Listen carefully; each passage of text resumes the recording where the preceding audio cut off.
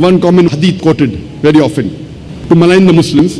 One of the hadith used by the media is a hadith, authentic saying of Muhammad sallallahu alaihi wasallam of Sahih Bukhari, volume number 4, hadith number 46, which says, a mujahid is a person who strives, and Allah alone knows who strives in his way. It is like a person who's continuously fasting and praying. And if a mujahid is killed in the battlefield, he will go to heaven.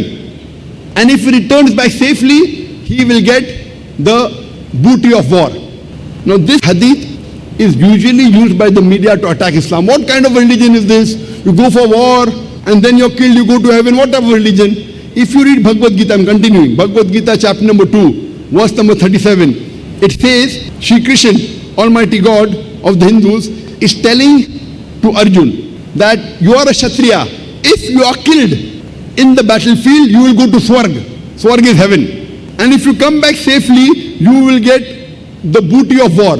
Exactly same what our Prophet said. Muhammad sallallahu alaihi wasallam in Sahih Bukhari, volume 4, hadith 46, is also mentioned in Bhagavad Gita, chapter number 2, verse number 37. Now most of the Hindus don't know this. That means if you are fighting for the truth against the evil, if you want to remove evil and want peace, and while fighting for peace, if you are killed, you will go to heaven. Very good religion.